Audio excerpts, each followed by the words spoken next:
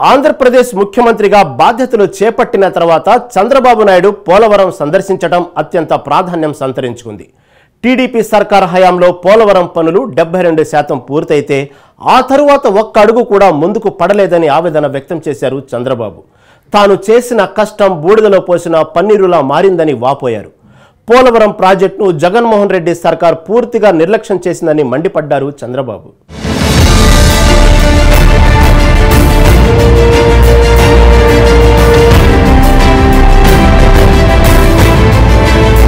నారా చంద్రబాబు నాయుడు ఆంధ్రప్రదేశ్ ముఖ్యమంత్రిగా పదవీ బాధ్యతలు చేపట్టిన కొన్ని రోజుల్లోనే పోలవరంలో పర్యటించారు. చంద్రబాబు పోలవరం పర్యటనను సాదాసీదాగా తీసుకోరాదు. ఆంధ్రప్రదేశ్ భవిష్యత్తుకు పోలవరం ప్రాజెక్టు చాలా కీలకమైనది. పోలవరం ప్రాజెక్టు పూర్తయితే ఆంధ్రప్రదేశ్లో కొత్తగా 7.2 లక్షల ఎకరాలకు సాగునీరు అందుతుంది. ఆంధ్ర భూముల్లో బంగారు పంటలు పండుతాయి. అంతేకాదు 23.5 లక్షల ఎకరాల ఆయకట్టు స్థిరీకరణ జరుగుతుంది. రైతన్నల కడగండ్లు తీరుతాయి. చంద్రబాబు నాయుడుకు ఇవి తెలియనివి కావు. అందుకే ముఖ్యమంత్రిగా అత్యంత బిజీగా ఉండి కూడా పోలవరం ప్రాజెక్టు ప్రాంతంలో చంద్రబాబు పర్యటించారు. అక్కడి ప్రతి నిర్మాణాన్ని క్షుణ్ణంగా పరిశీలించారు. అక్కడే ఇంజనీరింగ్ అధికారులతో మాట్లాడారు.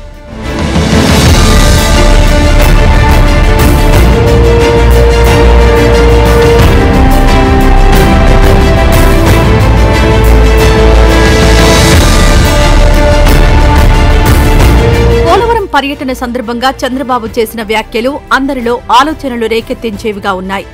వాస్తవానికి పోలవరం ప్రాజెక్టు పనులు ప్రారంభమైంది వైఎస్ రాజశేఖర రెడ్డి హయాంలోనే. ఆ తర్వాత చంద్రబాబు హయాంలో పోలవరం ప్రాజెక్టు పనులు జోరందుకున్నాయి. పోలవరం ప్రాజెక్టు పనులు సకాలంలో పూర్తి చేయడానికి చంద్రబాబు తీవ్రంగా శ్రమించారు. అయితే అనుకోని కారణాల వల్ల ప్రాజెక్టు చంద్రబాబు హయాంలో పూర్తి కాలేదు.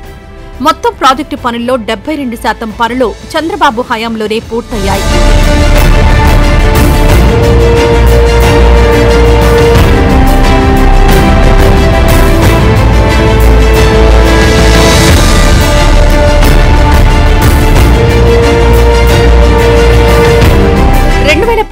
శాసనసభ ఎన్నికల్లో గెలిచి వైఎస్ఆర్ కాంగ్రెస్ ప్రభుత్వం ఏర్పడింది.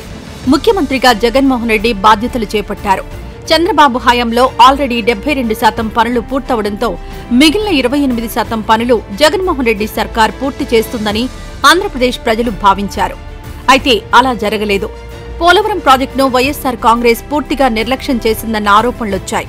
అనేక మంది నీటిపారుదల రంగ నిపుణులు కూడా పోలవరం ప్రాజెక్టుపై జగన్ సర్కార్ తీరును ఎండగట్టారు.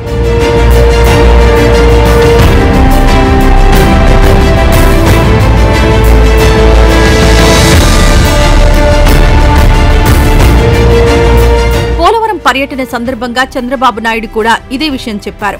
అప్పటి వరకు పురోగతిలో ఉన్న పోలవరం ప్రాజెక్టు పనులకు జగన్మోహన్ రెడ్డి సర్కార్ రివర్స్ టెండరింగ్ తో బ్రేకులు వేసిందన్నారు. వాస్తవానికి పోలవరం ప్రాజెక్టుకు రివర్స్ టెండరింగ్ చేసిన నష్టం అంతా ఇంతా కాదు. రివర్స్ టెండరింగ్ తో పోలవరం ప్రాజెక్టు పనులు ఎక్కడికక్కడ ఆగిపోయాయి. అంతేకాదు అప్పటి వరకు పోలవరం పనులు పర్యవేక్షించిన ఇంజనీరింగ్ చీఫ్, ప్రిన్సిపల్ సెక్రటరీ తదితర అధికారులందరినీ మార్చేశారు. నీటిపారుదల రంగం గురించి ఏమీ తెలియని వారిని పోలవరం ప్రాజెక్టు సిబ్బందిగా నియమించారు. జగన్ హయాంలో వరుసగా 2 సార్లు వరదలొచ్చాయి. ఈ వరదలకు ప్రాజెక్టులో కీలకమైన డయాఫ్రమ్ వాల్ 4 చోట్ల ధ్వంసమైంది. మొత్తం 35% దెబ్బతింది.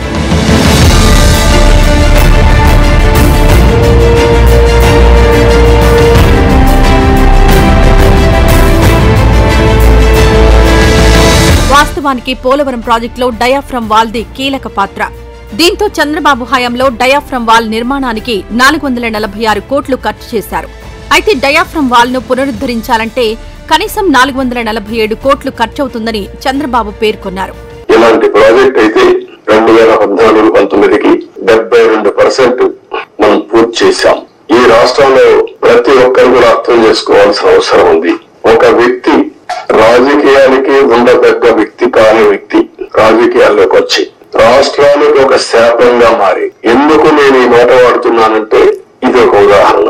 పోలవరం కేస్ స్టడీ ఇలాంటి చాలా జరిగాయి. అతిపెద్ద తప్పు కాదు, తప్పు కంటే కూడా ఒక శాపంగా మార్చేశారు రాష్ట్రానికి.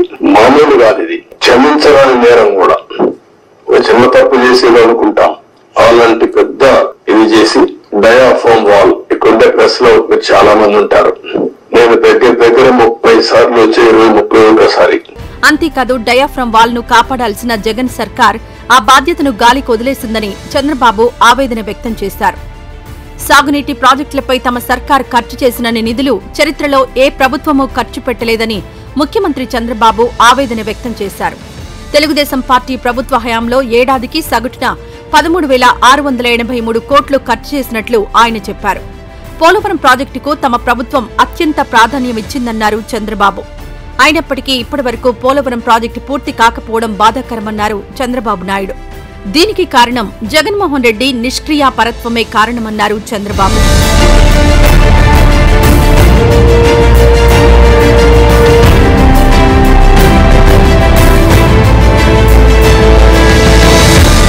పోలవరం ప్రాజెక్టు ఎప్పటికీ పూర్తవుతుందన్న ప్రశ్నకు చంద్రబాబు నాయుడు సూటిగా సమాధానమివ్వలేదు. సంబంధిత ఇంజనీర్లతో మాట్లాడితే అంతా సవ్యంగా జరిగితే 4 సీజన్లు అంటే 4 సంవత్సరాలు పట్టొచ్చు అంటున్నారు అని చంద్రబాబు పేర్కొన్నారు.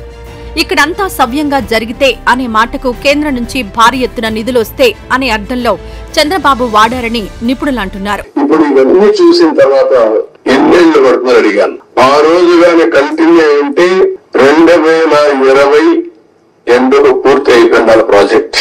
ఈ రోజు 5 ఏళ్ళు అయిపోయింది. ఇప్పుడు ఎప్పుడు అవుతుందంటే 4 సీజన్లు కావాలంటున్నారు మినిమం. 4 సీజన్లు అంటే 4 ఏళ్ళు. అన్ని సభ్యులుగా జరిగితే మళ్ళా ఒక వ్యక్తి రాష్ట్రానికి ఒక శాఖంగా ఎట్లా మారుతారు అనేది ఇది ఒక కేస్ స్టడీ. కాఫర్ డ్యామ్ ద్వారా డయాఫామ్ వాల్ చేయలేము. దీన్ని లిఫ్ట్ చేయాలంటే ఇంకొక ప్రమాదం. వచ్చిన వాటంతా లిఫ్ట్ చేయాలంటే దానికి డబుల్ ఎక్స్పెండిచర్. మళ్ళీ ఎంత కాంప్లికేట్ చేయాలనో అంత కాంప్లికేట్ చేశారు. ఎన్ని చిక్కుముడు వేయాలనో అన్ని చిక్కుముడు వేశారు. ప్రాజెక్ట్ ని గందరగోళం చేశారు. వాస్తవానికి పోలవరం ఒక బహుళార్థ సాధక ప్రాజెక్ట్. పోలవరం ప్రాజెక్టు సకాలంలో పూర్తయినట్లయితే ఆంధ్రప్రదేశ్ ఈ పాటికి అనేక రంగాల్లో అద్భుత ప్రగతి సాధించి ఉండేది. 960 మెగావాట్ల జల విద్యుత్తును, అలాగే విశాఖపట్నంతో పాటు 540 గ్రామాలకు తాగునీటిని అందించగలిగేది.